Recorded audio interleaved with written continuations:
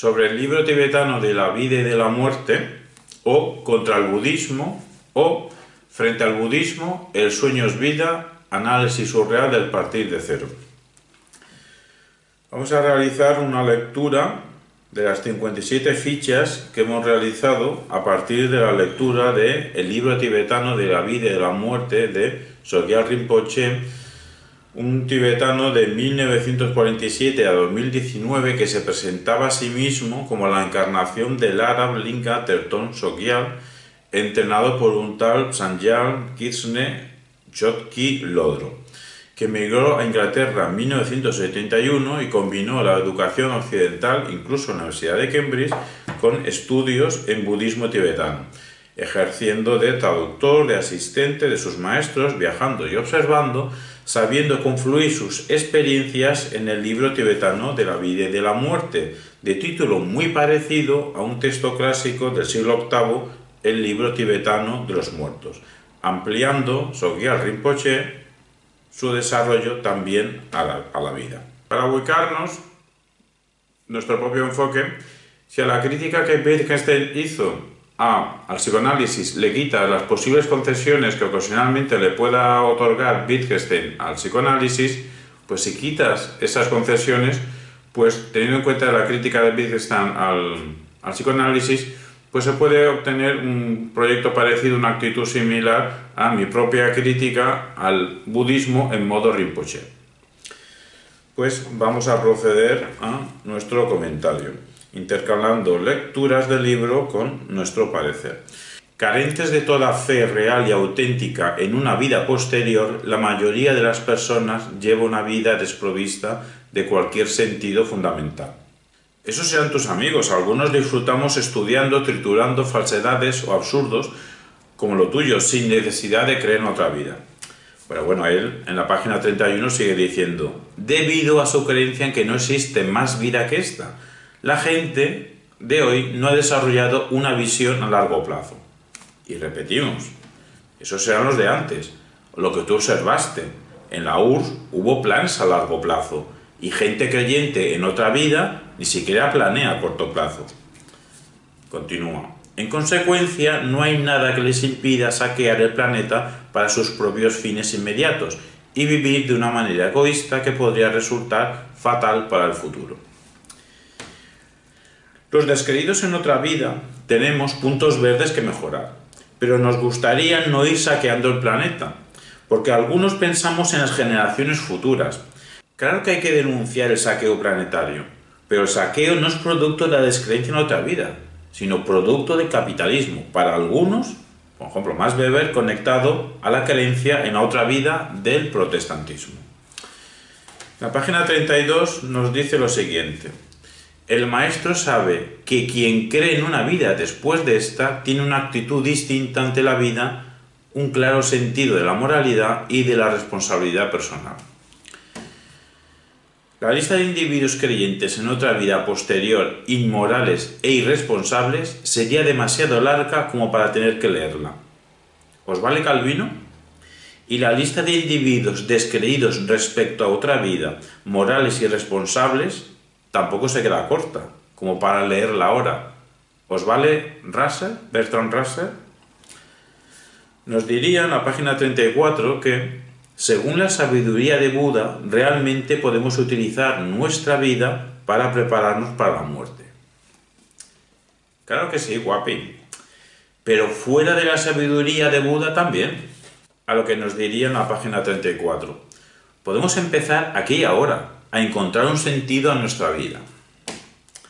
¿Qué manía tienen los creyentes de pensar que los descreídos no hemos encontrado sentido a nuestra vida? Además, como si el encontrar el sentido a la vida sea en sí mismo algo positivo. Pues Hitler finalmente también encontró sentido para su patética vida, a costa de la vida de millones de personas. A lo que nos dirían en la página 34, es muy triste que la mayoría de nosotros empecemos a apreciar la vida cuando estamos a punto de morir.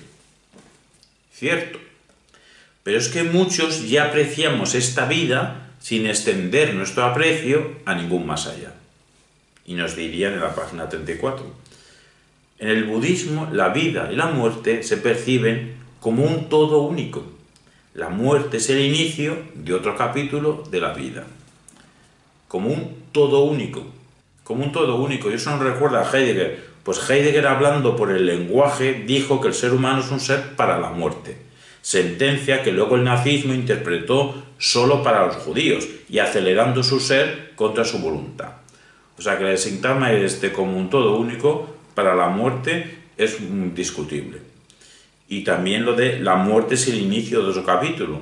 Pues para Wittgenstein, por ejemplo, no se vive la muerte.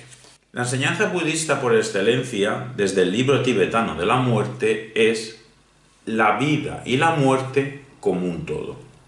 Claro, porque el propio concepto de vida conlleva el de muerte, pero nada impide ver la vida-muerte como un todo y verlo como una totalidad única, en una única vida-muerte. Porque si la muerte es parte de esta vida, continuidad que en el budismo prosigue en una vida posterior, entonces, dada la continuidad vida y muerte, la vida posterior también tendrá una muerte posterior. A lo que nos diría en la página 35, según la perspectiva del budismo tibetano, podemos dividir toda nuestra existencia en 4 realidades que están en constante correlación. 1, la vida. 2, el proceso de la muerte y la muerte en sí. 3, el periodo después de la muerte. Y 4, el renacimiento. Y el 3 y el 4, lo del periodo después de la muerte y el renacimiento, el 3 y el 4, ¿cómo lo saben los budistas? Ah, sí, porque unos niños eligen unos objetos personales de gente que murió. Clarísimo. ¿Y si yo digo que el cuarto renacimiento posterior acaba en una definitiva remuerte posterior?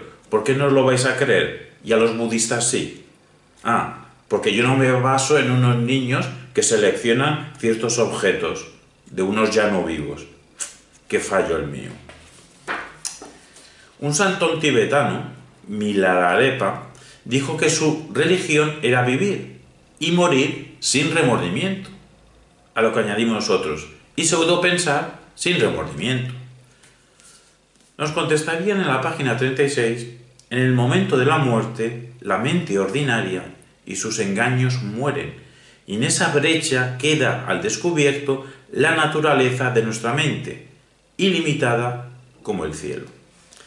Y esto lo escribió Sogyal Rinpoche en 1992 y se murió en 2019. Lo que tú digas. Si alguien se piensa que el anterior párrafo es un ejemplo de filosofía de la mente, ¿dónde está el resto de la arquitectura sistemática que dé cuenta de lo físico, lo psíquico y lo lógico abstracto? Rinpoche. Y la justificación. Siendo generosos como mucho, tienes una tesis, pero de razonamiento nada de nada. Y de evidencias ya ni hablamos, ¿no? ¿A que no fuiste a ningún torneo de debate? Y eso que las competiciones dialécticas tuvieron su origen en China y en la India. Y lo bueno es que ordena su discurso con, abro comillas, las enseñanzas muestran claramente. ¿El qué? Bueno, pues en la página 36 nos lo revela. Las enseñanzas muestran claramente que si todo lo que conocemos de la mente es el aspecto de ella que se disuelve al morir, no tendremos idea de lo que se perpetúa, ningún conocimiento de esta nueva dimensión de la realidad más profunda de la naturaleza de la mente. Exacto. No tendremos idea. Pero tú tampoco, Rinpoche. Tú tampoco tienes ni idea. Pero no es que no tuvieses ni idea de lo que supuestamente le pasa a la mente tras morir. Es que por lo que escribiste tampoco tenías ni idea de la vida mental en vida. Un abrazo, Rinpoche. Los engaños de tus palabras no se desvanecieron con tu mente.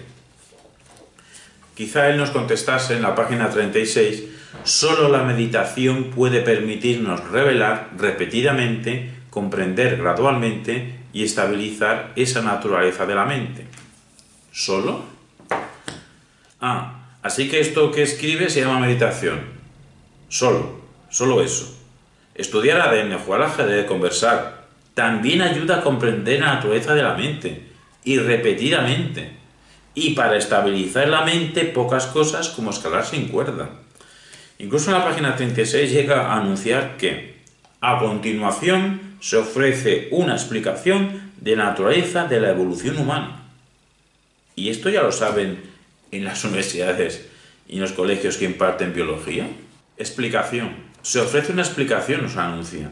Pues como no empiece yo a ver cuando lea esto, y yo hacía el comentario a la par que leía, pues como no empiece a haber conexiones entre causas y objetos, me voy a quedar defraudado. Esto es buenísimo. En la página 37 se nos advierte que el concepto de la muerte que se tiene actualmente en Occidente es muy estrecho. Claro, y para eso estás tú, ¿no, Rinpoche? Para ensancharlo, para que quepa allí todo aquello que la mente occidental está incapacitada de comprender. Un ensanchamiento conceptual que prometes rellenar con la pasmosa precisión de las enseñanzas de los bardos. Precisa, no sé si será dicha enseñanza, pero no sé qué me da que pasmosa sí. Tiene razón, en la página 37, en que la mayoría de los científicos sigue reduciendo la mente a meros procesos biológicos que se producen en el cerebro. Tiene razón. Eso es mero reduccionismo biologicista. Pero también hay explicaciones lingüísticas de la mente, también sociológicas, pero no apelan a una vida posterior. Rinpoche y sus lectores ¿leyeron a Vygotsky? ¿A Chomsky? ¿A Cajal? A ver si nos enteramos. Negar el reduccionismo biologicista solo mental no implica necesariamente abrazar el ensanchamiento conceptual del budismo postulante de una vida posterior. Me temo que he apelado a una relación, la implicación lógica, que no cuadra bien con el bagaje de Rinpoche. Porque es que en la 37 nos dice: los testimonios proporcionados desde hace miles de años por los místicos y practicantes de todas las religiones. Con la Iglesia hemos topado. Bueno, con la Iglesia no, con la mística hemos topado. ¿Acaso no sabe Rinpoche que la credibilidad nosológica de alguien que se presenta como místico es nula? Porque es alguien que o bien no sabe soñar, o bien carece de conciencia artística, o ha sido engullido por sus altos vuelos oníricos de corte metafísica. Tranquilos que para eso tenéis el sueño es vida. Hablando de fuentes, Rinpoche nos declara en la 37 que la ciencia interior del budismo se fundamenta en un completo y cabal conocimiento de la realidad. Completo y cabal conocimiento de la realidad. Esto es buenísimo. En una profunda y ya experimentada comprensión del yo y el entorno. Es decir, en la iluminación completa de Buda. Esta es la base. La base de texto del budismo es la iluminación completa de Buda. Tal como ha sido experimentada, estoy leyendo textualmente, experimentada, explicada y transmitida por un linaje ininterrumpido de maestros que se remonta al Buda primordial. Un panorama de lo más completo posible de la vida y de la muerte. Descripción exhaustiva. Algo puede ser tan exhaustivo como irreal. Y en tal caso, no será descripción de nada. ¿Y la garantía? La garantía es el linaje interrumpido. ¿Y el respaldo? El respaldo es la iluminación de Buda. Que un tal Siddhartha Gautama o Gautama Siddhartha os diga que tras un proceso intenso y extenso de fases, ¡tachán!, me he iluminado. Y como estoy iluminado, ahora vais y me creéis. Y entonces hubo quienes le creyeron iniciando supuestamente un linaje ininterrumpido. Bueno, ¿de verdad que no hubo un corte en la cadena de custodia? Bueno, parece ser que hubo un linaje ininterrumpido de conocer profundo que llega hasta Rinpoche, quien va y escribe un libro fruto de numerosos años de contemplación. ¿Contemplación de qué? Y entonces todo esto llega a algún lector, y algún lector que se lo cree y todo. Todo esto es un proceso fascinante, psicológicamente, pero nosológicamente decepcionante.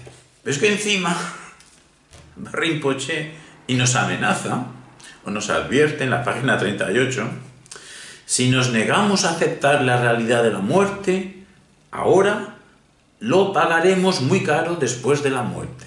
No sé si es amenaza o advertencia. Y esto lo sabe, aquí la gracia, esto lo sabe alguien que lo escribió en 1992 o antes de que se muriese en 2019. Y tan solo escuchando, él lo sabía tan solo escuchando a gente viva, o leyendo textos escritos ¿por quién? Por vivos. Esto es la pirueta budista, el salto fingidor de conocimiento, donde ningún budista ha estado jamás. Y me dirán que sí, el Buda iluminado, ese sí que ha estado iluminado. Entonces se decía así, ¿no? Nos podrán contestar con la página 38, donde nos dice: estas enseñanzas nos revelan que es posible una libertad religiosa e ilimitada, que nos permitirá escoger nuestra muerte y por lo tanto nuestro nacimiento. Escoger nuestra muerte y por lo tanto nuestro nacimiento. Toda una declaración de liberalismo budista. Oye, y eso de elegir nuestro nacimiento está genial, ¿eh? Yo me pido volver a nacer como Javier Eladio Guzmán Villanueva. Evidentemente, no todo podrá ser incapacidad onírica, palabras textuales. Para aquel que se ha preparado, la muerte llega no como una derrota, sino como una victoria. Pero amiguitos, sin práctica espiritual también puedes concebir la muerte no como una derrota y sí como una victoria. O al menos eso puse yo en la lápida de mi padre ajedrecista, y puse que en la lápida ganó la última partida. Que ganó la última partida, mi padre ganó la última partida. ¿Hace falta seguir leyendo? Bueno, el caso es que continúe. Nosotros señalamos y denunciamos la doble faz del budismo posterior vitalista. Por un lado, se presenta, al menos en la exposición de Sogyal Rinpoche, como una explicación precisa y completa de la realidad. Explicación precisa y completa de la realidad.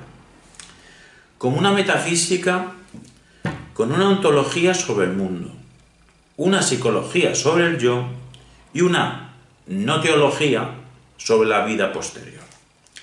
Todo ello con la apariencia de encontrar leyes universales sobre la continuidad, vida-muerte, en todo yo, en este mundo y en la otra vida, fingiendo conocimiento que incluso se presenta análogo al científico, por ser constitutivo de una ciencia interior. Y por otro lado, opera con pseudoexplicaciones que simplemente se aceptan o no, que seducen o repelen por su promesa de continuidad en otra vida, y que están en el conjunto del mito, pero no en el conjunto de las ciencias. Y si las ciencias materialmente proceden de operaciones técnicas, ¿de qué operación técnica procede la creencia en la continuidad vida, muerte, vida? El budismo, y así nos lo dice en la página 42, se jacta de ver más y mejor que el resto de los que tienen ojos, especialmente mejor que los occidentales, y se ríen de todo aquel individuo, pueblo o civilización que funda su vivir en una creencia errónea sobre la continuidad y la permanencia. Una actitud crítica que no se aplican a ellos mismos. Ni siquiera se les ha ocurrido concebir que todo el preciso conocimiento budista sobre la continuidad y la permanencia no sea también una creencia errónea. Eso no se le ha ocurrido jamás.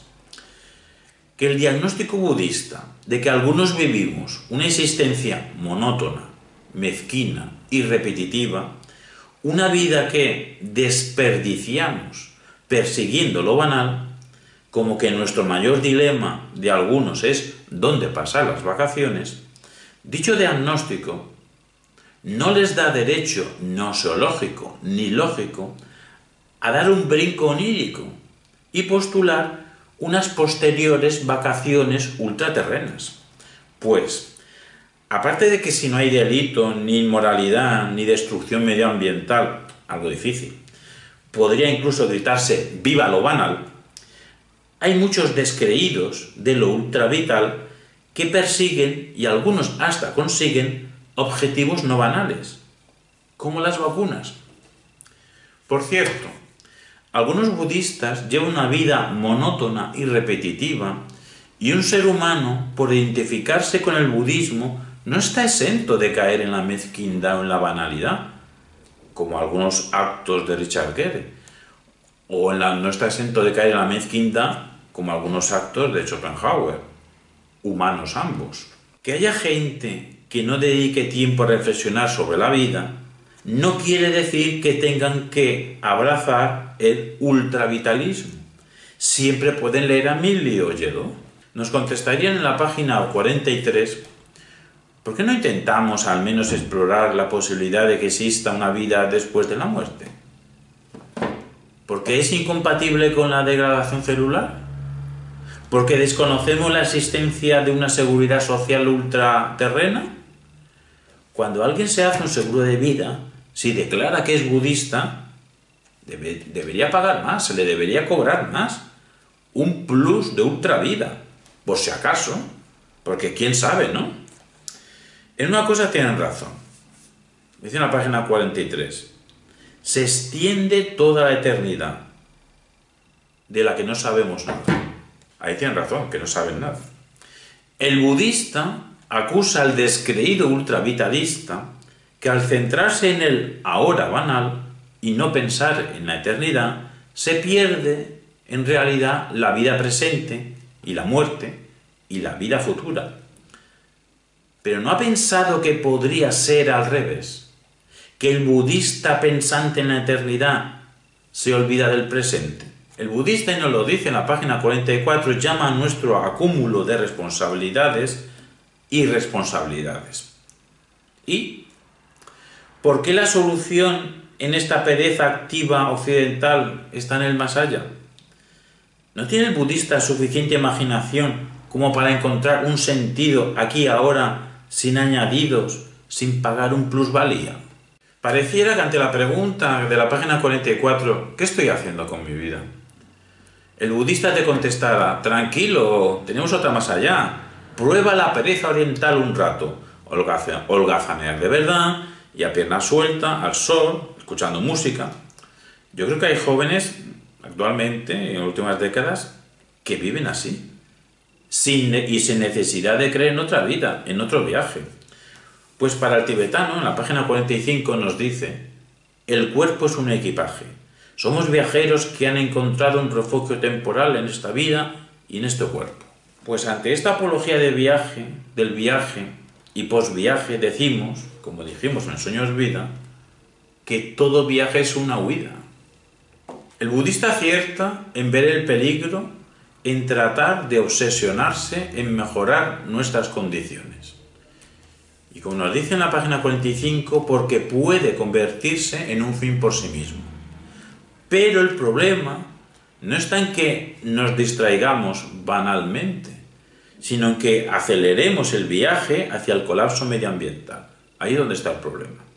Ciertamente, el modo tibetano de existencia, como nos dice en la página 45, no malgastando todo el tiempo intentando hacer más cómodas las condiciones materiales y concentrarse y darse por satisfechos teniendo lo suficiente para comer, vestirse y alojarse, todo esto, ciertamente, es un modo de vida poco lesivo con la naturaleza. Pero el budista no nació ecologista, sino despreocupado de las preocupaciones vanas para ocuparse en la eternidad ahora. Una sociedad ansiosa y depresiva, ocupada en distracciones estériles, producidas, como nos dice en la página 35, a través de una maquinaria de consumo que necesita cultivar nuestra avidez con el fin de perpetuarse. Esa sociedad no se cura con creencias falsas, sino con la trituración de ideas neoeconomicistas, con la superación del capitalismo realmente existente, con la apuesta por un decrecimiento racional e inteligente en lo demográfico y en lo económico. Que nos atraviesen e hipnoticen una enorme variedad de percepciones al punto de que vaguemos perdidos en círculo, como nos dice en la página 46, eso no se arregla cerrando los ojos y soñando en un más allá. El budista nos dice: no sabéis afrontar la muerte, porque no sabéis afrontar la vida. Y yo les digo a los budistas: no sabéis. No sabéis afrontar la vida porque no sabéis afrontar la muerte. Además, tener una población conformista con poco, ¿sabéis a quién beneficia? A los que tienen mucho. Budismo igual, conservadurismo de privilegios. Vamos a ver, budistas, a ver si os enteráis de una vez. Todos los datos apuntan a que solamente tenemos una vida. Asúmanlo, acepten los hechos, la verdad, aunque sueñen de otra manera, porque la realidad es incompatible con los anhelos budistas. El mundo es completamente sordo a las sentencias budistas, que quedan trituradas por la realidad y por quien sabe pensar con rigor. En el budismo asistimos o a un fraude reflexivo, o más bien a un fraude irreflexivo, porque prometen una vida después de la muerte. El autor, al autor o a la editorial de un libro que anuncia, palabras textuales, una propuesta para encauzar la vida hacia una existencia plena en la continuidad vida, muerte, vida, cierro comillas. Pues a este autor o a esta editorial se le puede denunciar por publicidad engañosa. Además, prepararse para la muerte creyendo que hay otra vida, eso es relativamente fácil. El mérito es prepararse para la muerte sabiendo que no hay continuidad vitalista tras la muerte. Nos podrá contestar en la página 49 con lo siguiente: en una época tan excesivamente complicada como la nuestra, hacer lo que es justo o apropiado equivale a simplificar nuestra vida. Pues todavía simplificamos más nuestra vida si amputamos la carga de una vida posterior. En la página 50 vemos la sabiduría budista equivalente a Heráclito, porque nos dice literalmente: si miráis las cosas profundamente, comprenderéis que no existe nada que sea permanente o constante, nada. ¿No está todo cambiando constantemente? Que si no está todo cambiando constantemente, que si no hay nada que permanezca permanente. ¿La definición de círculo? ¿La definición de círculo no queda permanente siglo tras siglo? Se pregunta si no está todo cambiando constantemente. Pues salvo la estupidez humana. Karl Kraus también soñó continuidad. O sea, no solo los budistas sueñan continuidad, hay más gente, hay más soñadores de la continuidad. Pero la continuidad que soñó Karl Kraus era la continuidad entre vida y obra, persistiendo esta idea krausiana en Schnitzer, quien sabe que nadie puede ser resucitado por el arte. También para la transmisión budista debería haber un límite que marcase operar desde el lado de la referencia y no desde el lado de la posibilidad. La ficción budista apunta a otro horizonte más allá de esta vida, al desprenderse del lastre que nos sujeta a lo material físico, a lo material psíquico, a lo empírico, a la cotidianidad, a lo que llaman ellos distracciones inútiles y vanas, que en realidad muchas veces son distracciones inútiles y vanas. De esta manera, la ficción budista representa la posibilidad de lo imposible. Significa no lo que es, sino lo que podría ser. Sueña no lo que ha sido, sino lo que podría ser. Pero se callan, guardan silencio pseudomístico de que se trata de una posibilidad imposible. Pues es el sueño de un humano que no existe. Y esto se aprende paseando no por el Tíbet, sino por Viena. Y es que, como los sueños, en el teatro budista una figura puede desdoblarse en varias, mas no en el espacio, sino en el tiempo, en encarnaciones, pudiéndose muy, pero muy ocasionalmente el proceso invertido. la condensación de todas las figuras escenificadas a lo largo del tiempo en una, la iluminación del Buda o de alguien que se cree más allá de cualquier límite, lo que sería la versión definitiva de la ficción budista o del budismo ficcional, carente de conciencia artística. ¿Dónde están a todo esto las monjas budistas feministas? ¿Dónde está esa generación de mujeres tibetanas que se adueñan de su destino? ¿O es que la vida tras la muerte también es machista, patriarcal, ninguneadora de la mujer? ¿Nadie dentro del contexto budista es la reencarnación de Lu Andrea Salomé?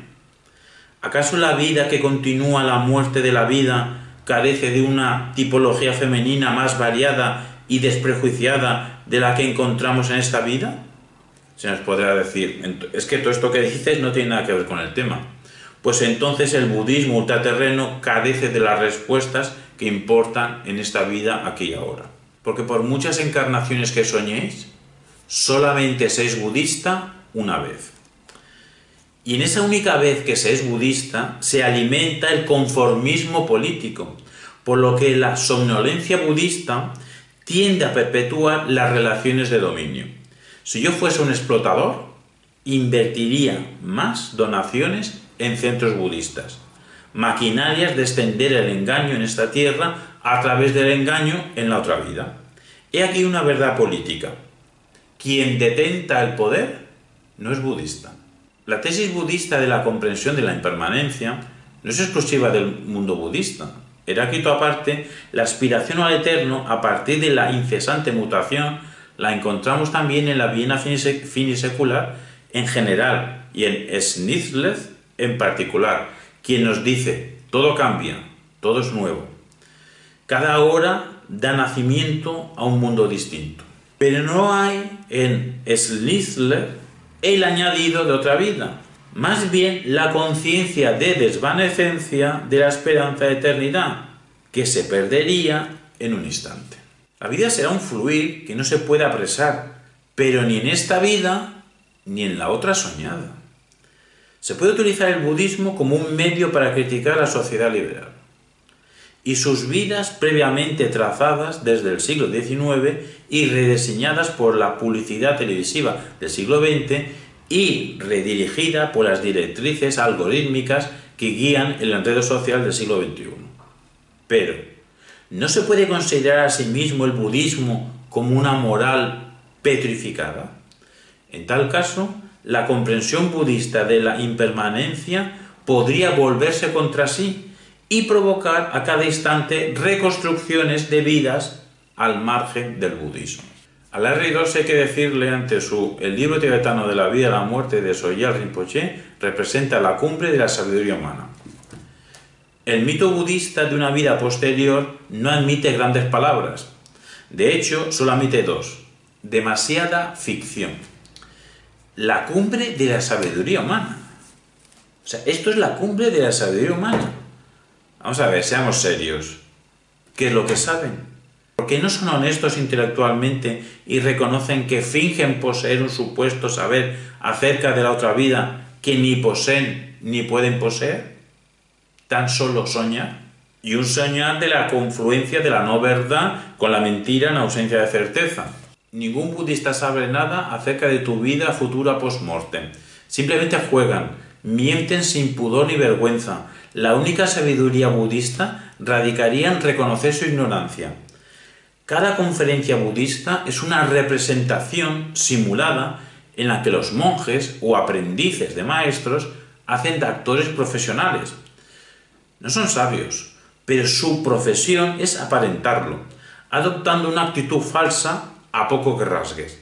Fingen vivir como si hubiesen comprendido la relación entre esta realidad y otra irrealidad. Pero cagan igual que tú. Su mierda es real. El budismo tibetano es idealismo, no de altura, sino de altitud, a la altura del Himalaya. ¿Pasa que el Himalaya tiene alguna culpa de esto?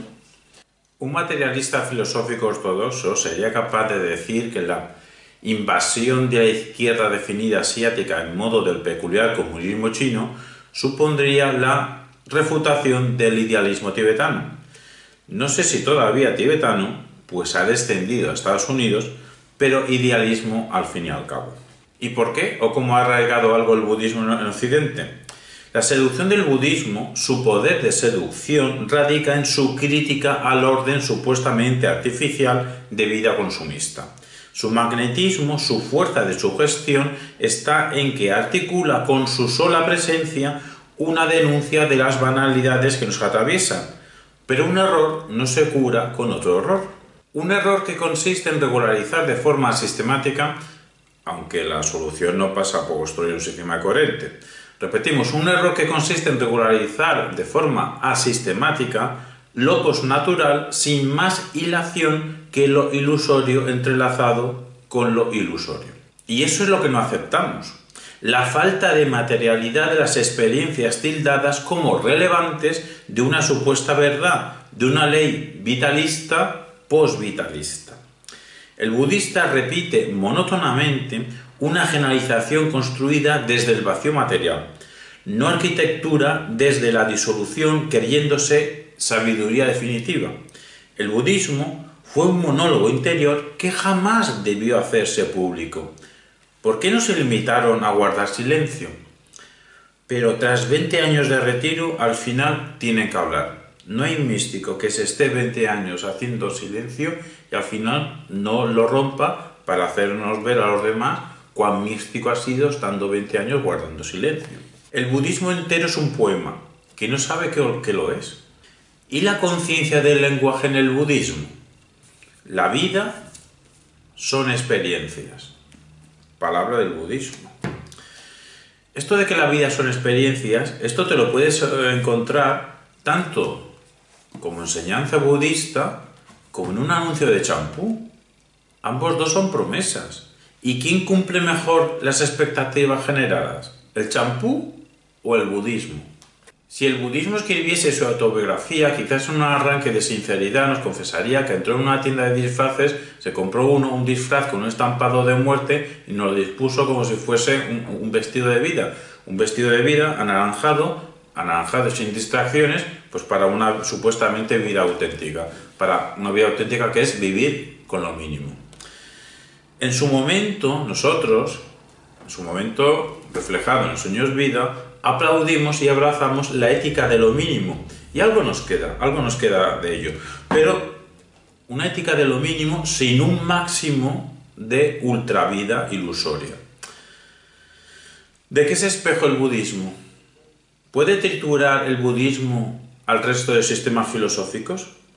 ¿Alguien formado en el contexto budista ha constatado que la sabiduría budista no es más que un juego de palabras?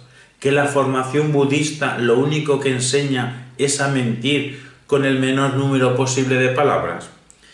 ¿Algún budista ha soportado la conciencia de hablarse de frente ante la imagen ambiciosa del ultramundo que ha soñado?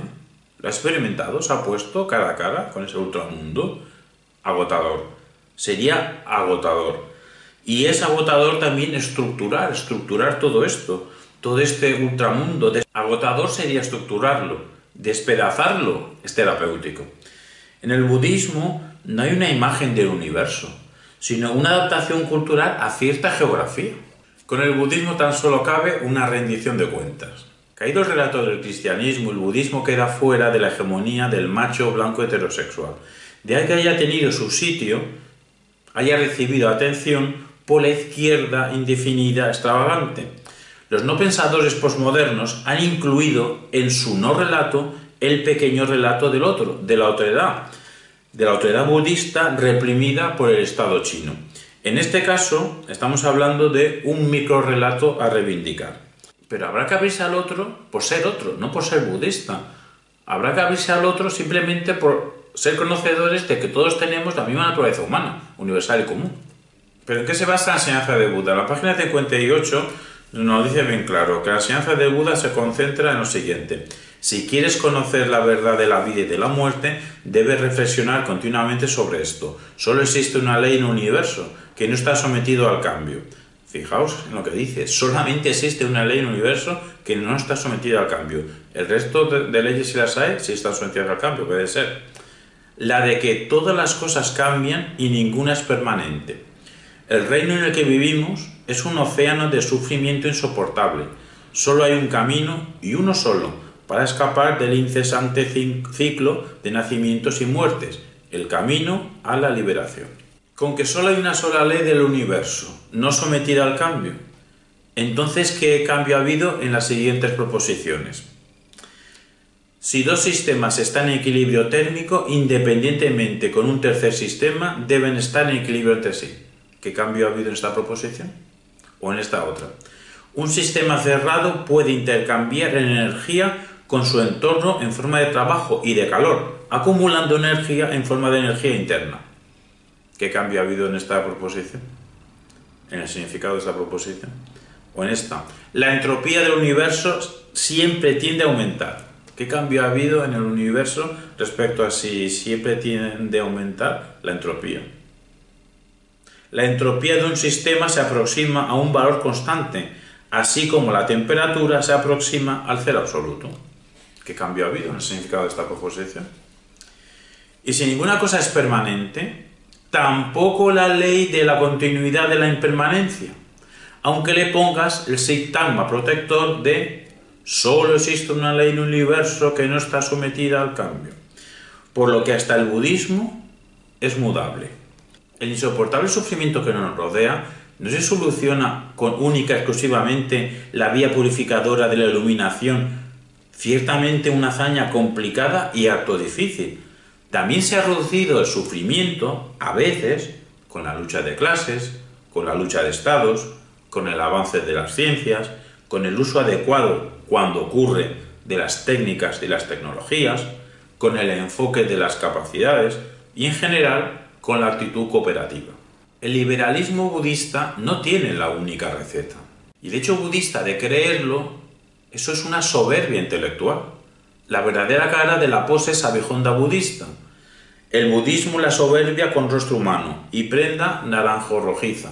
Esa pequeña risa llena de dulzura y compasión de un monje tibetano es la auténtica expresión de la soberbia intelectual. Se están riendo en tu cara y encima ellos quedan bien y tú mal. ¡Qué máquinas! Señor budista, defina necesidades espirituales. Reflexión profunda sobre la impermanencia que conduce a la comprensión de la única verdad. ¿Es eso? ¿Lo he pillado bien? Lo que nos hace falta es otro modo de producción incompatible con la posibilidad de que carecemos de suficiente espiritualidad. Tenemos necesidades, pero materiales, de otra materialidad, desde otros medios y con otra finalidad. Lo que necesitamos, señor budista, es realizar otras intenciones en esta vida para que haya vida futura, pero vida futura que es la de nuestros descendientes. Si quien idealiza la libertad está completamente esclavizado, y esto es aceptable, pues si quien idealiza la libertad está completamente esclavizado, entonces quien idealiza el liberalismo budista también está esclavizado. Pues el budismo es un idealismo de la liberación. Yo os digo que la única renuncia verdaderamente budista es la renuncia al budismo. En un principio os producirá tristeza, que se transformará en alegría. Tristeza al comprender la futilidad de vuestros pensamientos budistas pasados y alegría al observar la visión más amplia que empieza a desplegarse ante vosotros cuando sois capaces de renunciar a los pensamientos budistas. Se puede, ¿eh? Se puede.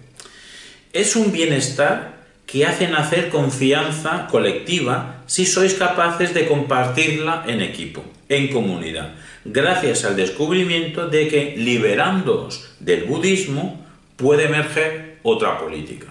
Porque el budismo va de ontología, o mejor dicho, de ficción ontológica, de ilusiones metafísicas, y toda ontología emparentada está con la epistemología, y ambas dos con la política. Toda concepción sobre qué mundo habitamos y qué realidades supuestamente conocemos, o al menos están a nuestro alcance, si aprendemos meditación, están fusionadas con cierta política, y en el caso del budismo, con el conformismo. Sí, disfrazado de autoconsumismo, pero concentrado en la mercadotecnia budista. Por lo que sin budismo, otra política es posible, una sin postulados espiritualistas conservadores de ciertos intereses. Lo mudable también siempre está en Hofmannsthal y le conduce al silencio, por supuesta o fingida pérdida de la capacidad de hablar y de pensar. En alguien, Hofmannsthal, curiosamente, que no cesa de escribir, puro postureo. Pero todo esto no le lleva a otra vida posterior, sino a la constatación de la esquizofrenia y la desagregación en la que se vivía en la Viena de finales del siglo XIX y principios del siglo XX, e incluso en la Viena de 2021, podemos decir nosotros. Tanto los budistas como Hofmannsthal ven el abismo, pero mientras que Hofmannsthal se detiene en el borde y echa un vistazo al vacío, los budistas decididamente saltan, porque huyen de esta vida. Por eso mismo, en realidad, los budistas no pueden tener conciencia del vacío, porque siguen cayendo, no han llegado a otra tierra firme. En cambio, los críticos del lenguaje sí, como Krauss, como Mautner, como Hofmannsthal, incluso como Wittgenstein, cada cual a su manera capta algunos pedazos del resquebrajamiento del sujeto. Sienten el vértigo de la nada, tras intuir de que no hay punto de llegada. Si el sentido de la vida estuviese más allá de esta vida, entonces ningún budista podría decirnos nada de dicho sentido. Desde esta vida, porque nada garantiza una hilación entre sujeto y experiencia post-mortem, continuadora de una vida. Todo budista habla o escribe desde un cuerpo en su estado presente, desconectado de todo tiempo futuro. Y si postula una coordinación, que sea honesto y que reconozca que se lo ha inventado. El yo del budista y el mundo al que apunta no están en el mismo plano. Lo podrá decir, pero hasta ahora budista alguno ha podido justificar la necesidad de que así sea, que la vida posterior exista. ¿Cuáles son los rasgos que trazan su necesidad? ¿O acaso piensa escaparse diciendo que la vida posterior es contingente?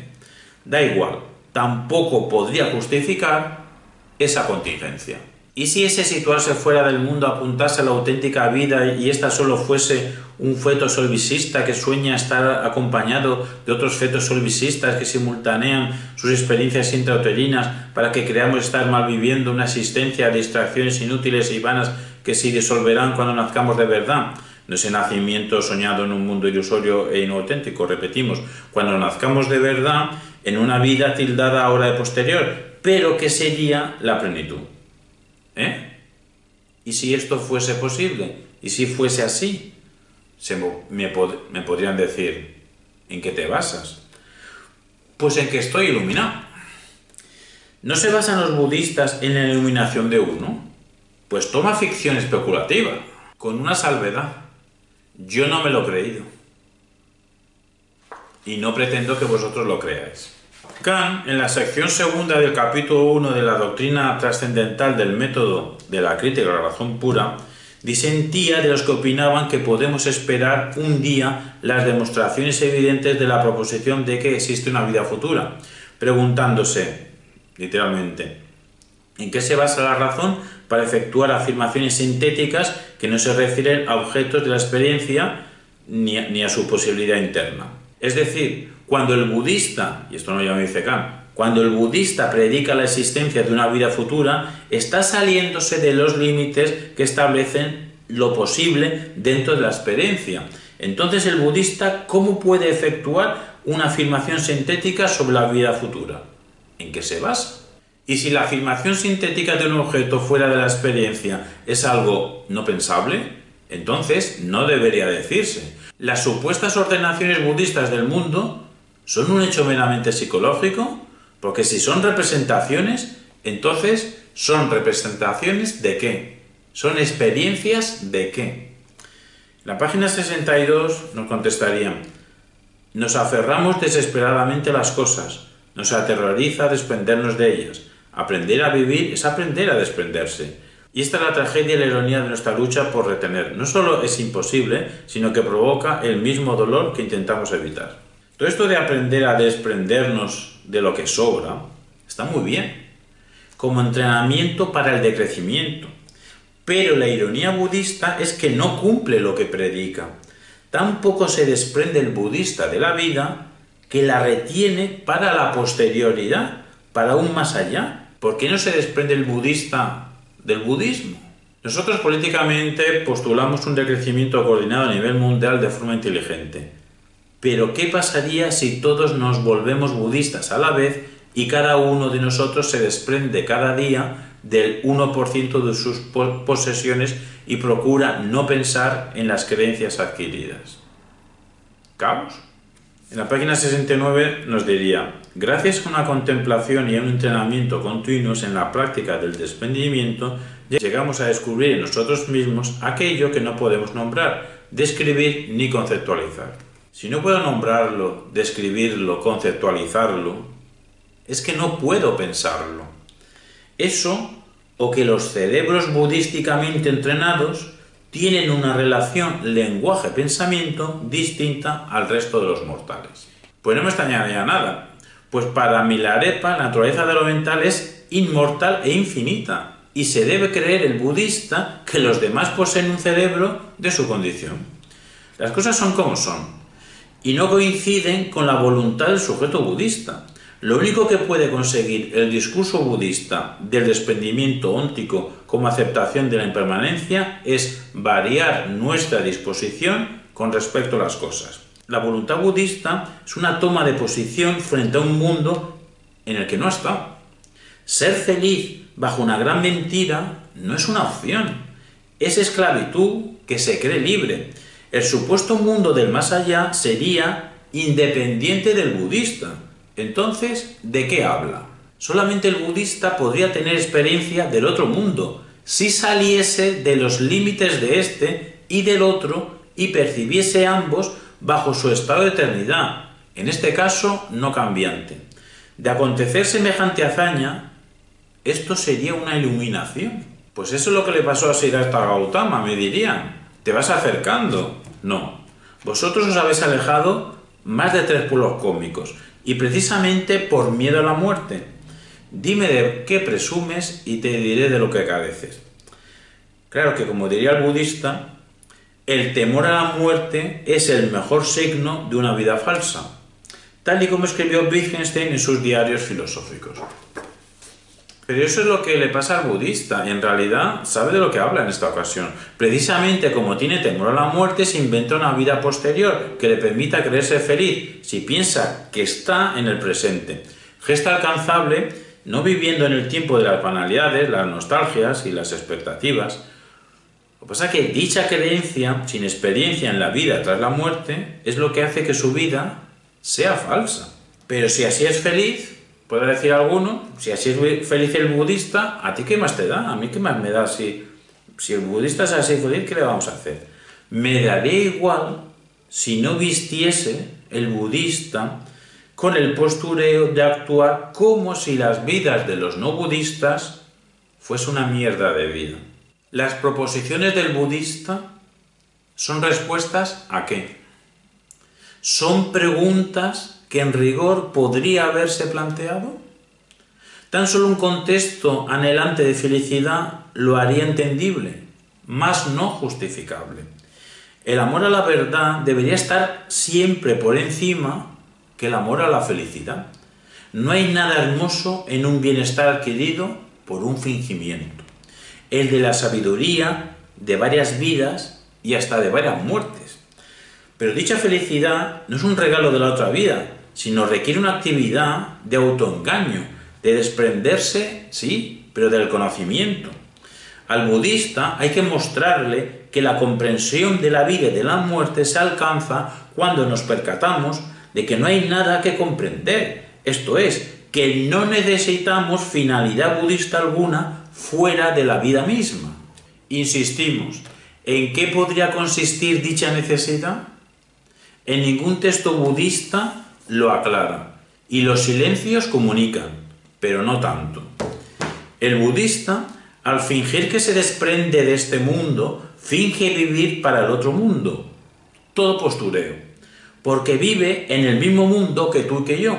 Si el objetivo del budista es vivir de tal forma que desaparezca lo problemático, y para ello debe alquilarse un refugio en el más allá, se habrá perdido a sí mismo y a los demás al perder la verdad. Pero al igual que los borrachos no quieren beber solos, los budistas se las procuran para que otros les sigan en su estado de clausura fingida. Sobre la promesa budista de salvación solo cabe arrojar absoluta limpidez y claridad. Apuntémonos al postureo nosotros. Fijamos aceptar que el budismo es el único camino seguro hacia la felicidad. ¿Por qué tengo que ser feliz? ¿Acaso no puedo rechazar la felicidad budista? Es que si no sigues el camino budista, serás un desgraciado. ¿Y? ¿Por qué? Porque estaría en constante conflicto con el mundo y encima en una lucha que no puedo ganar. ¿No sería en tal caso una vida heroica? O al menos trágica. ¿No le entra al budista en la cabeza que haya quien prefiera una vida trágica, conflictiva, desgraciada, pero cierta, a una vida supuestamente feliz, pero falsa? Si tomas la pastilla azul, entras en la felicidad budista, con el salvoconducto a otra vida posterior. Pero si tomas la pastilla roja, entras en una horquilla de vida desgraciada en la realidad. Tranquilo, la vida no consiste en elegir entre dos pastillas. El que se ha creído feliz en un modo budista tiene derecho a decirle a los demás lo patética que es su existencia, diciéndoselo con una gran mentira. El budista, bueno, os lo voy a decir clarito, el budista sobre otra vida sabe lo mismo que tú y que yo. Nada. El discurso budista no transmite nada exterior a sí mismo, tan solo una forma de autoengaño. No existe la forma de vida posterior a la muerte donde se verifique la supuesta funcionalidad del discurso budista. Por eso no funciona, porque no existe marco alguno dentro del cual se pinten pinceladas con un sentido inmanente a su propia composición. El discurso budista ni siquiera llega a forma de lenguaje, porque aunque hay una forma lingüística, no tenemos al alcance de todos los que no somos místicos una forma de vida posterior a la muerte. A nuestro alcance no lo tenemos. Y el que haya tenido un devaneo o desvarío místico me entenderá perfectamente, que en un estado mental místico no aconteció entretejimiento de ciertos signos con ciertas prácticas sobrenaturales. Jamás salió el místico del refugio de su mente, por mucho que ésta le pareciese irradiar iluminación. Y allí donde no hay material, conexión, vida, sentido, praxis, tampoco hay juego de lenguaje alguno, tan solo peculiaridad mental. Vida sí, pero materializada no son elementos psíquicos, sino también físicos y lógicos abstractos.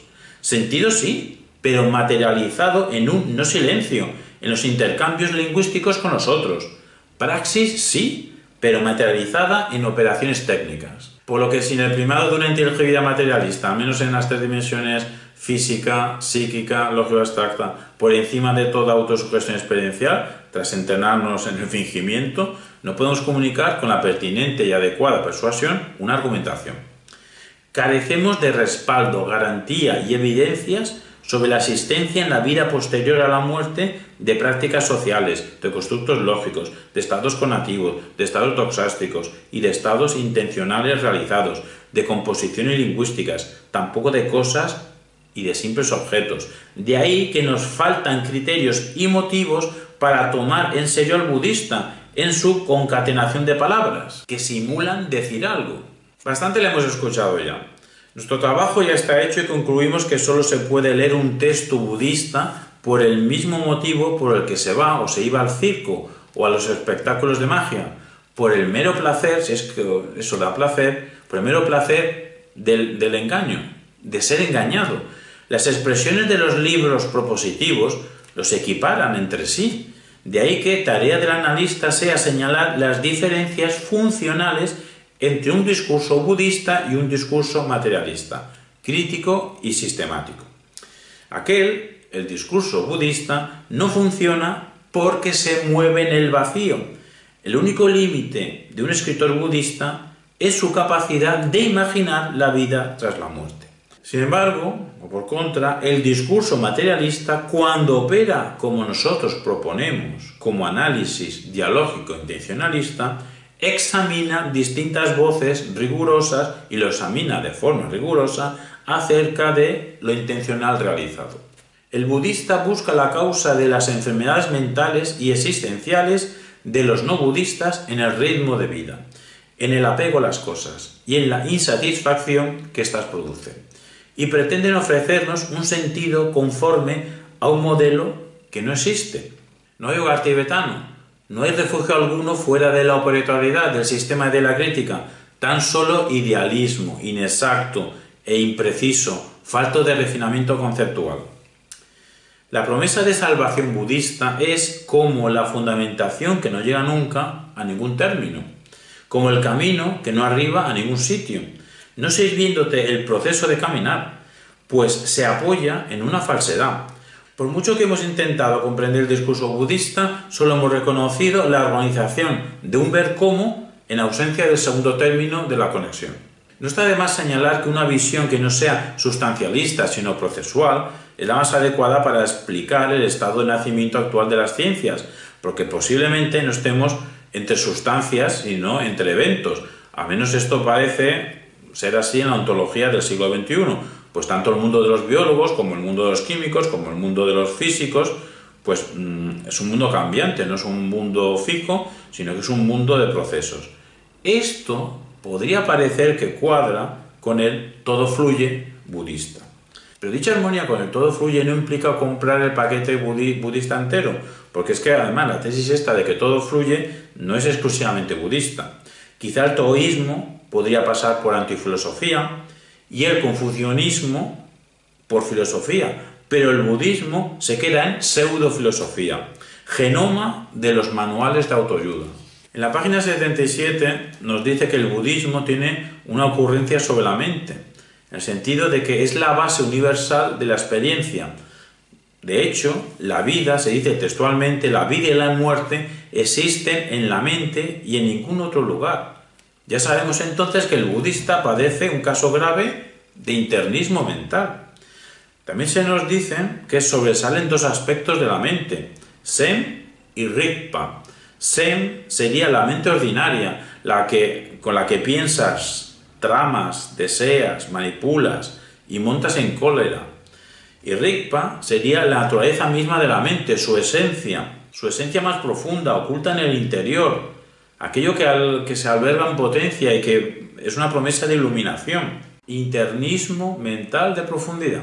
Nuestra propia postura del inmatrascendentalismo nos sirve para señalar, y el inmatrascendentalismo lo tenemos explicado en los Sueños Vida, nos sirve para señalar que esta postura budista se encuadra en el error ontológico del internismo, olvidándose el budismo o ninguneando la realidad física y la realidad social, porque no estamos solos con nuestros estados mentales, sino que estamos además entre cosas y comunidades. Si el símbolo hace lo simbolizado, si el símil tiene que serlo de algo, sin un ver cómo hay un X y un Y, tal que el X se ve como el Y, en el budismo falta ese algo, falta el Y.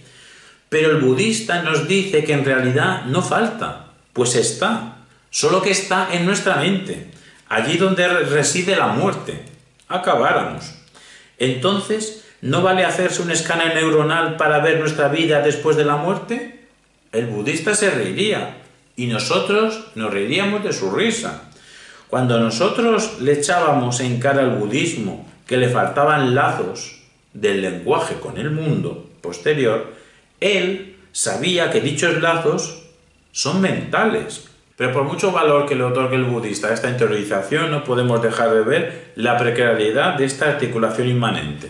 Pues como sostenía Kafka, el mundo interior solo se puede vivir, no describir. La escritura amontona lo que no se puede describir. El problema de la escritura budista es que amontona, claro que amontona, pero amontonan algo sobre lo que no han podido vivir, morir.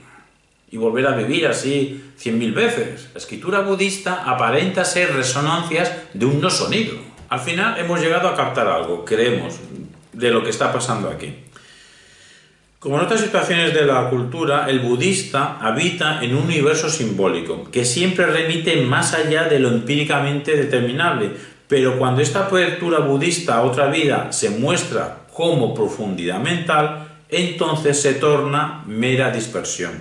Sin compromiso hacia el trato adecuado y sano con las cosas, y esperemos que exista eso, sin el compromiso hacia el trato adecuado y sano con las cosas y con la sociedad, pues no es posible construirse una imagen realmente adecuada de la realidad. Incluso cuando el budista ayuda al otro, se está ayudando a sí mismo. Kant, según su exposición del canon de la razón pura en la doctrina trascendental del método en la crítica a la razón pura, nos diría que la proposición «existe una vida posterior a la muerte» sería un salto injustificable.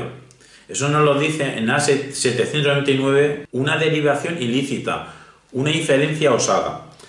Y textualmente nos diría en A799, ya que es una regla necesaria del uso especulativo de la razón el no pasar por alto las causas naturales ni desentenderse de aquello que puede instruirnos mediante la experiencia con la pretensión de derivar algo conocido de algo que sobrepasa enteramente nuestro conocimiento. Es decir, para Kant, dicha proposición trasciende la razón y carece de todo uso inmanente, admisible en relación con el objeto de la experiencia.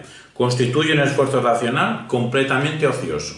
Kant en A800b-828 estiraría su pensamiento y nos diría que si esta proposición de existe vida posterior a la muerte no nos hace ninguna falta para el saber, y a pesar de ello la racionalidad budista nos la recomienda con insistencia, entonces podemos preguntarnos si nos hace falta para el hacer.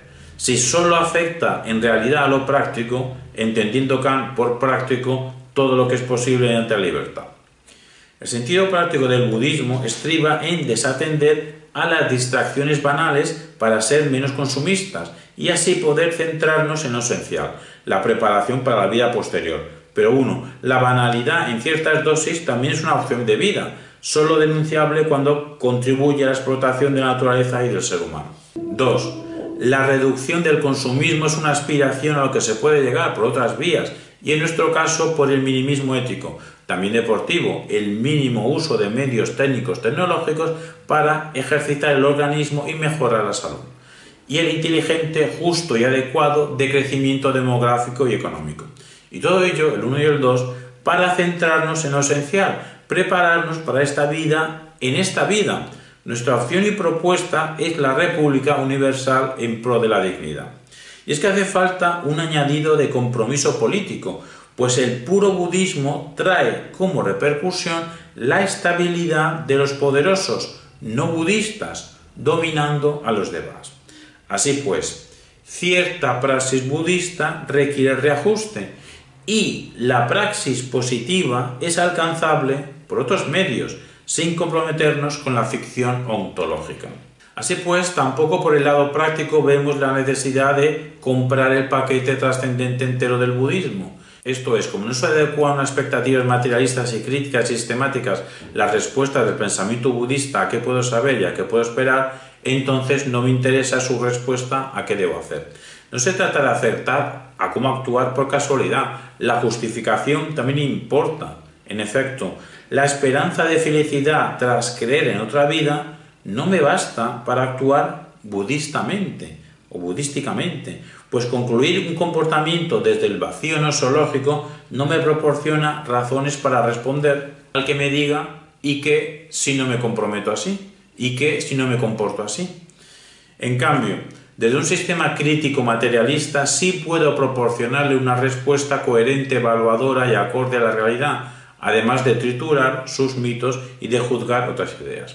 Como mucho Kant, en A813 y B841, podría aceptar que comportarse según una ley budista que ponga sus fines supremos en otra vida podría ser una excelente idea de la moralidad.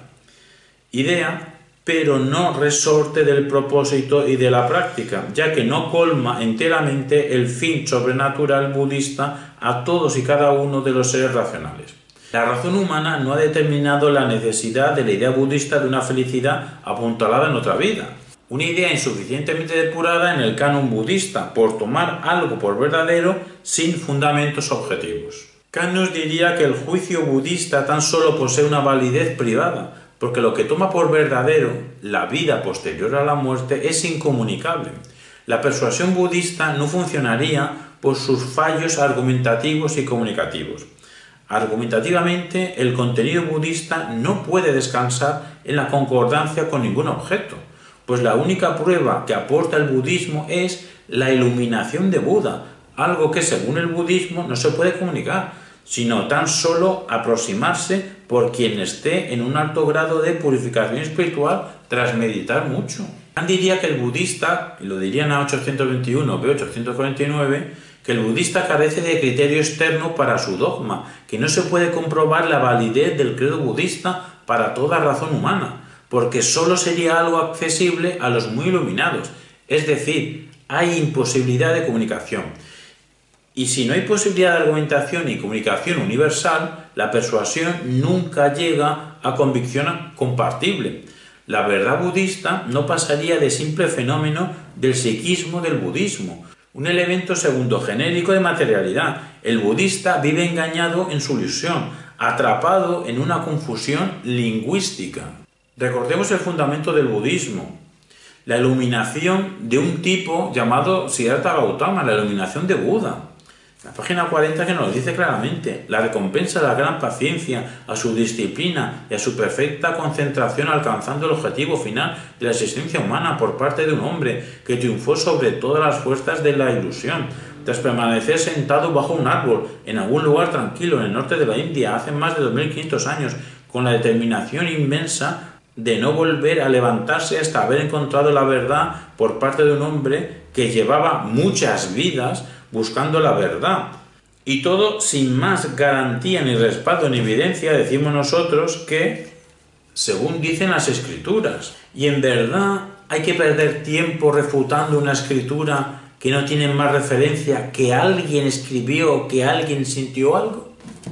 Y lo más gracioso de todo esto es que supuestamente uno de los mensajes es que gracias a conseguir hacer desaparecer la ignorancia, obtenemos liberación.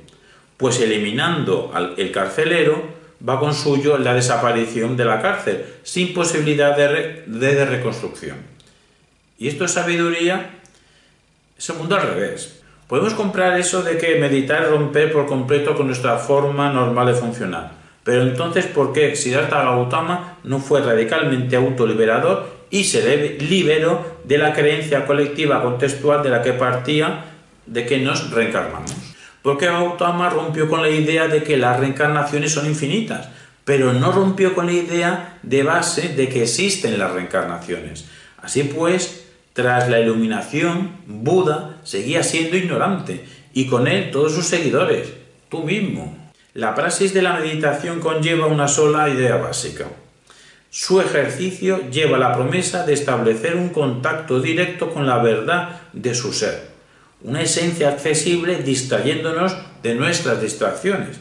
La receta de anular los deseos para no poseer objetos y así llegar a poseernos a nosotros funciona un rato, pero si el discurso budista quisiera jugar a construir una antropología de la plenitud, debería esforzarse algo más que eso de, habiendo una vida tras otra, esto no es infinito, porque un tipo bajo un árbol lo sintió.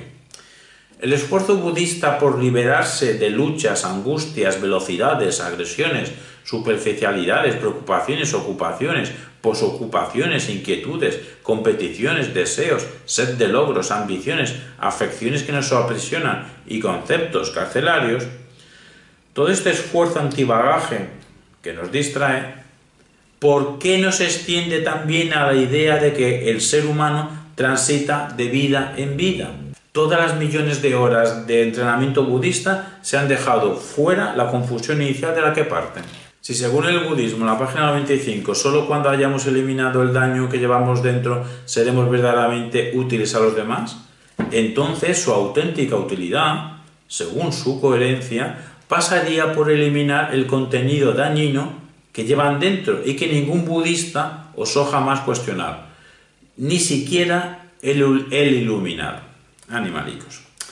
Porque no puede llegar a ninguna gran paz natural a partir de una mayúscula mentira. Budista, libérese, suéltese, deje de aferrarse a la multivida. ¿Es que no acepta la muerte? Y el budista es sincero cuando te dice que con su meditar cree llegar a una certeza inquebrantable, pero miente como un bellaco cuando se las da de megasabio, que ha llegado a una comprensión profunda del universo. Es sincero cuando te dice que no abriga dudas mientras medita. De ahí su problema, que no abriga dudas, que no duda de que haya vida tras vida, hasta que tras una desmentalización de la hostia lleguemos a una iluminación brutal, que hasta hizo estremecer a la mismísima tierra, como ebria de dicha en el caso de Buda. Kant en 822-850 nos diría que los budistas se atreven a opinar sin saber al menos algo, mediante lo cual el juicio meramente problemático en sí mismo quede conectado y de manera cierta con la verdad. Por lo que se quedan en el plano de la ficción arbitraria, un juego de la imaginación sin la menor relación con la verdad. Y tampoco los juicios de la racionalidad budista se conocen, nos diría Kant, se conocen a priori de forma necesaria, exigiendo universalidad y otorgando plena certeza. Continuaría Kant en A823 y B851 diciéndonos, supuestamente, en el proyecto este budista, nos diría que respecto a los principios de la moralidad budista no podemos arriesgarnos a llevar a cabo una acción basándonos en la mera opinión budista de que está permitida o aconsejada, si no tenemos el saber de que hay una sucesión de vidas posteriores a la muerte. Siguiendo a Kant, el budista debería evitar emitir juicios ontológicos o morales en base a la vida posterior, ya que sus fundamentos subjetivos del tener por verdad porque según las escrituras uno se iluminó no merecen aprobación ninguna, dado que no pueden sostenerse ni con apoyo empírico ni con necesidad a priori, por lo que dichos juicios budistas no pueden comunicarse. El tener por verdad de los budistas nos es teóricamente insuficiente, solo cabrían dichas creencias desde un punto de vista práctico y ya nos hemos posicionado al respecto. Cierta banalidad cabe, la banalidad criticable también es criticable por vías no budistas y la renuncia budista conserva los privilegios de los explotadores. En 825 y 853 a Kant le gustaría saber qué proyecto, o al menos a nosotros nos gustaría saber qué proyecto podría concebir el budista que sirviese de medio para establecer la certeza del asunto de la vida posterior, más allá que uno se iluminó. Sin dicha concepción nos faltan bases suficientes para considerar su creencia doctrinal. Para ser honestos intelectualmente y para que no se nos diga que solo usamos al Kant que nos interesa, Kant cierra su obra La crítica a la razón pura en 827 y B865, manifestando su creencia doctrinal en la vida futura del alma humana. Subjetividades kantianas aparte, bastante crítica hizo en su momento Kant, en su obra fundante, a la metafísica en general y a la teología en particular, como para despedirse haciendo enemigos, por lo que confiesa en 826 y 854 que las doctrinas de la existencia de Dios y de la vida futura del alma humana forman parte de sus creencias doctrinales.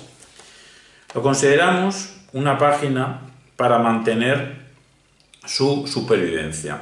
Con todo, reconoce Kant en 828 y 826 que la creencia meramente doctrinal posee en sí cierta inseguridad.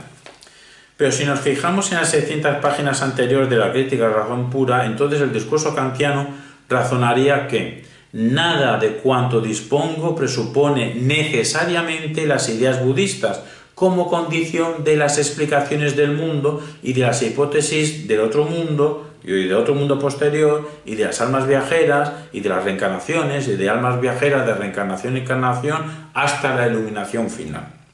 Y es que el propio Kant reconoce que para que su creencia moral, la suya, tenga validez práctica, tiene que haber un Dios y vida futura. Por eso, aunque no tenga certeza de ello, reconoce que no tiene certeza de ello, cree Kant indefectiblemente en la existencia de Dios y en una vida futura, para que no se tambaleen sus principios morales. Esta sinceridad final kantiana nos sirve para entender al budista, que hace descansar sus críticas a la vida apresurada y deseante en su creencia en una vida futura. Creencia en una vida futura. Con todo, Khan en 829 nos dice que naturalmente nadie puede jactarse de saber que existe Dios y que haya una vida futura. Todo saber es comunicable. No, la convicción no es certeza lógica, sino moral. Y como se apoya en fundamentos subjetivos, lo único que puedo decir es que tengo la certeza moral de que hay vida futura. Y eso es lo único que puede expresar el budista, su convicción moral sin fundamento ontológico. Además, si todo saber es comunicable, allí donde no haya saber, no habrá comunicación de nada, sino si acaso certeza moral. Diría Khan al budista en A838 y B866, ¿dónde están las fuentes de los principios budistas para que podamos bien refrendarlos, bien rechazarlos usando la razón? En A841 y B869 nos diría: el budismo, para ser filosofía, ya sea pura o empírica, debería ser o bien un conocimiento que parte de la razón pura o bien un conocimiento racional que parte de principios empíricos. Insistimos, pues, con Khan, ¿dónde están las fuentes del budismo? ¿Dónde está su conocimiento que parte de la razón pura o su conocimiento racional que parte de los principios empíricos? Pero si acaso seremos kantianos, mas no kantistas. Utilizamos a Khan como un medio desde el que pensar y no como dogma. De esta manera, si operamos desde el tratamiento de materia crítica sistema, no aceptamos ni la conexión kantiana de sus principios morales con sus creencias doctrinales de corte teológico y psicológico, ni la conexión budista de sus recetas de autoayuda con sus creencias ontológicas y ultra-ontológicas, tampoco con su pseudoteoría de la mente, ni en general con su ficción sentida. Hay dos concepciones de la muerte, como que para ser uno mismo hay que amar tanto la vida como la muerte, pues esta también forma parte de nosotros. Y eso es que expresaron en la Viena finisecular Freud con sus novelas, Rilke con sus poemas y Schiele con sus pinturas. Para Schiele, el otoño no es únicamente una estación del año, también un aspecto emocional de la condición del ser humano, de las cosas y de las ciudades, en un ejercicio poético de la caducidad. El pintor Schiele no pretendía estar haciendo ciencia, en cambio el novelista Freud sí, a como los aprendices budistas consideran sabios a sus maestros. Todo apunta a que el estilo budista de pensar y de escribir como proyección sobre vidas futuras es confusión lingüística, sueño conciliatorio, mistificación, es decir, ornamento. La doctrina budista hace las veces de vestido onírico para vestir la desnudez de la vida acelerada. Esto es, budismo igual a ornamento y delirio. La supuesta alternativa budista a la inexistencia del estilo de vida auténtico en Occidente es ornamento, por lo que los maestros budistas son falsos profetas de una supuesta tendencia a la desnudez que han convertido en fetiche. En algunos budistas esto solo sería falsedad ideológica, en sus cabezas, pero en otros adquiere la concreción de una falsedad práctica, bien tangible en los objetos lujosos o extralujosos con los que se rodean y en los jets ejecutivos en los que se desplazan, también en automóviles de gama muy alta, con millones de dólares en cuentas bancarias, con mansiones, cargos de fraude, lavado de dinero y violación, toda una fortuna amasada a costa de sus fieles. Estamos hablando de un tal Virapol Sukpol. Y es que según reza la sabiduría budista, uno de los problemas más grandes de la humanidad es la pérdida total de cordura en el afán de ganar dinero. Y de eso sabe mucho algún budista que otro. Y es que el propio Sogyal Rinpoche reconoce que entre los budistas maestros que llegaron a Estados Unidos a partir de 1950 abundaba la codicia. Por no hablar de la materialidad más bruta, más gastronómica, muy interesante. En octubre de 2019 la Comisión Nacional de Salud de Tailandia estaba muy preocupada porque la mitad de los 349.000 monjes budistas en Tailandia tienen sobrepeso u obesidad. y sufren diabetes, presión arterial alta, problemas oculares y osteoartritis en las rodillas, señal de que se habían olvidado de las bondades purificadoras del ayuno y que se ataron a la materialidad más grosera e interesante también, la del alimento, pasando de ser seres espirituales a grandes productores de mierda. La gente parece ser que les ofrece alimentos procesados y no pueden hacer ejercicio físico porque se considera un acto de vanidad y supuestamente no pueden comer después de las 12, pero se hartan de bebidas azucaradas. ¿Se imaginan un anuncio de una bebida de cola protagonizada por un monje budista tailandés? Al parecer, la sabiduría budista no ha prevenido a la mitad de los profesionales budistas tailandeses respecto a enfermar su cuerpo, precisamente por una relación inadecuada con la materia nutricional. Gran sabiduría la suya. Moraleja, si vas al dietista, asegúrate de que no sea budista.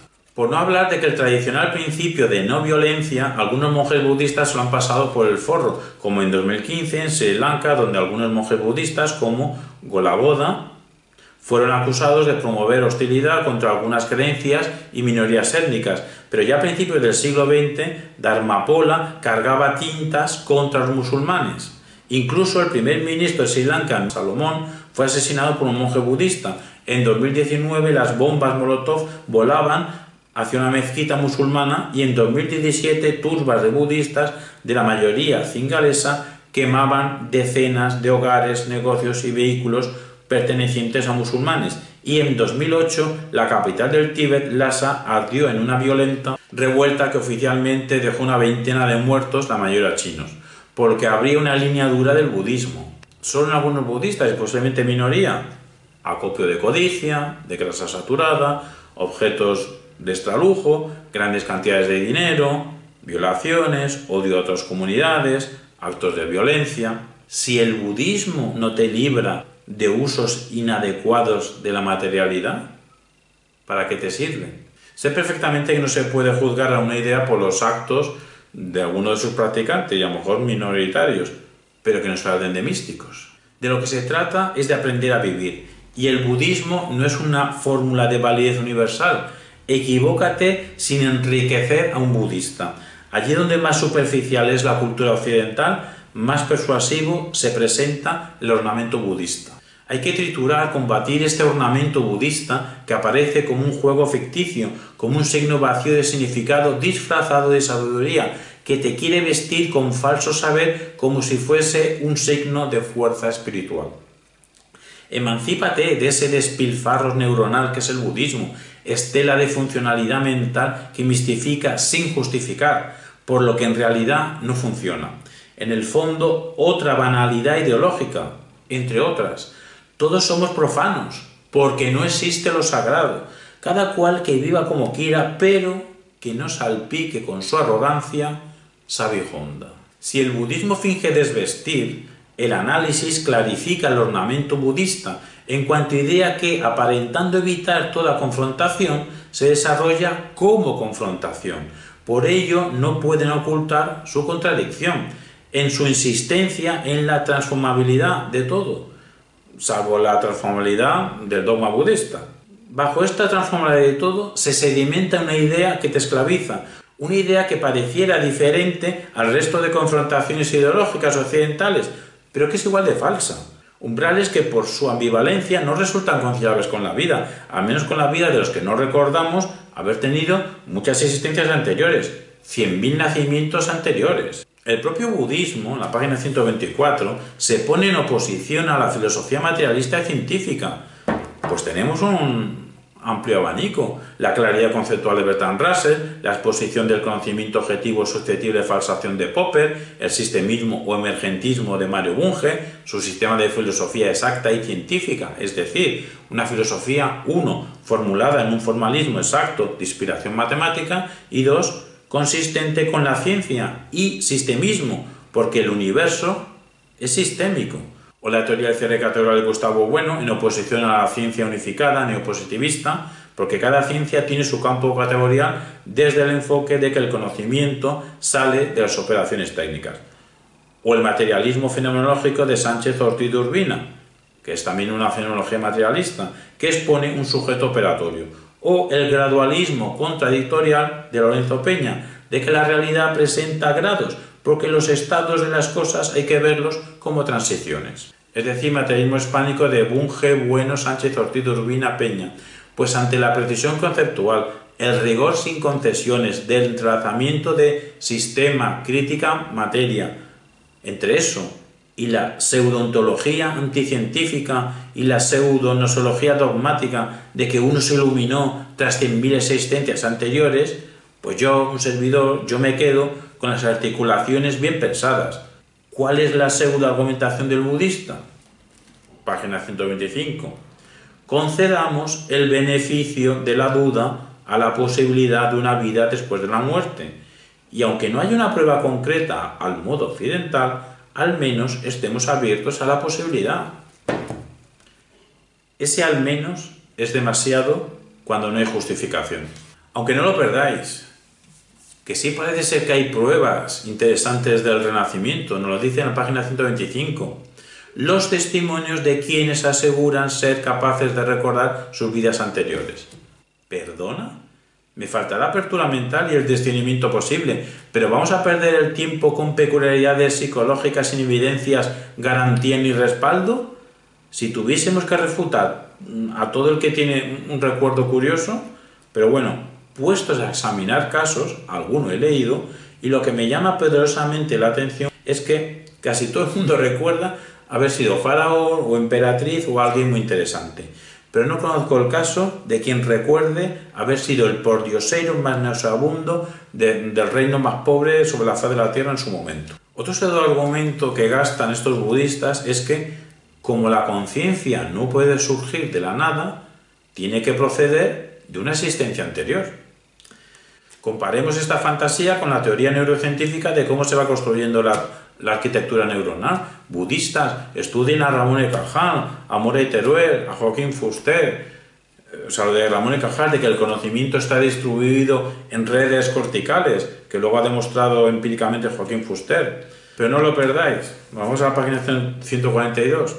Pues parece ser que aquellos que dominan la ley del karma y alcanzan la realización pueden elegir seguir regresando vida tras vida para ayudar a otros.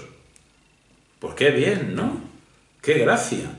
Pues yo no me pido uno. O sea, qué pesar debe ser eso de tener detrás de sí un tutor sabijando continuamente. Parece ser que estos asesores espirituales dejan antes de morir las indicaciones precisas de dónde van a renacer. Claro, porque si se esperan a decirlo tras morir, lo tienen más difícil. ¡Qué humor, eh! Y lo más gracioso de todo esto es que yo para los budistas soy ignorante. Bueno, un budista no habrá llegado hasta este minuto del vídeo, pero yo es que para un budista lo más gracioso es que soy ignorante. Ellos se reirán a carcajada limpia, bueno, no sé si se lo permite tanta expresividad, ellos se reirían de mi ignorancia y yo de la suya. Y en vez de debatir, si nos juntáramos un budista y un servidor, que en vez de debatir nos echaríamos unas risas ambos dos. ¡Qué sano! Parece ser que tras los estados posteriores a la muerte, parece ser, eso nos dicen, hace falta una guía de viaje.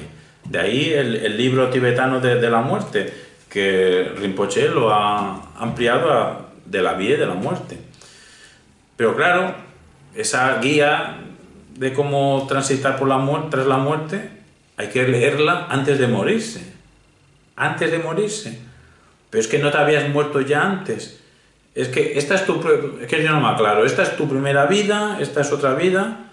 O sea, ¿cuántas veces has leído esa guía de la muerte y se te ha olvidado, ¿no?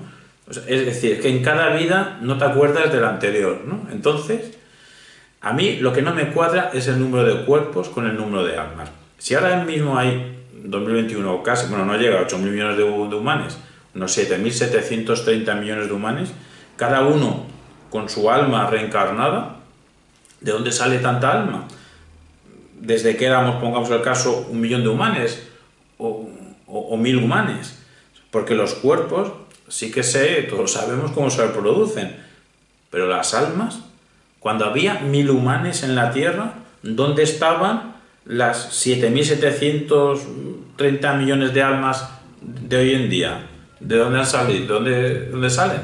No me cuadra. Todas las proposiciones budistas son intercambiables porque pretenden hablarnos de hechos de un mundo en el que no vivimos, y eso no lo dicen en un mundo en el que vivimos. La otra vida se dice de muchas maneras, incluso según los budistas, es que tenemos testimonios. Y ninguno de ellos, de estos testimonios, nos sirve, al menos a nosotros, de modelo para esta realidad o para esta vida. ¿Por qué? Porque carecemos de patrón comparativo. Además, una cosa os digo, es que ninguna utopía de otra vida nos va a hacer más soportable Auschwitz. Con esta crítica que estamos realizando al budismo, no hemos pretendido destruir una doctrina tenida por grande e importante, al menos para en torno a 500 millones de humanos, en enero de 2021, en torno al 0,7% de la población mundial, sino atacar lo que, funcionando en vacío, presenta ya rasgos de negocio, de empresa. Uno de los mayores logros del capitalismo es presentar el budismo como mercancía. Al menos el budismo nos ha invitado a adoptar una perspectiva correcta, una perspectiva acertada. Ver al budismo como producto económico. Por eso ya no puede proporcionar sacudidas morales. Lo gramatical, y este texto es gramatical, el budismo es gramatical, lo circunscribimos en lo material. Evidentemente, la atención al moribundo, para que encuentre un contexto adecuado de tranquilidad, de cierta paz en el hecho de muerte, es humano, eso es humano, evidentemente, y factible. Eso será factible, al menos cuando sabemos que una persona está en trance de llegar a su fin. Si lo sabemos, podemos atenderle de cierta manera. Lo que pasa es que es imposible atenderle cuando ocurren muertes inesperadas. Lo que pasa es que ese acompañamiento humano, ese acompañamiento es disociable de cualquier creencia religiosa. Y respecto a los contenidos budistas, precisamente traemos a colación la advertencia insistente de Buda contra todo dogmatismo, por lo que nosotros invitamos a todo budista a que se aplique el cuento, y si quiere, versión Rinpoche, pues el cuento tibetano, de que no adopte ninguna opinión fija. Es que lo decía Buda, no adopte ninguna posición fija, amigo budista, no la adoptes, ni siquiera la postura oficial o extraoficial del budismo, ni siquiera el budismo. No existen palabras para expresar la supuesta profundidad de la doctrina budista, pero esto es literalmente, no existen dichas palabras. Sobre el budismo, esto es todo cuanto cabe decir.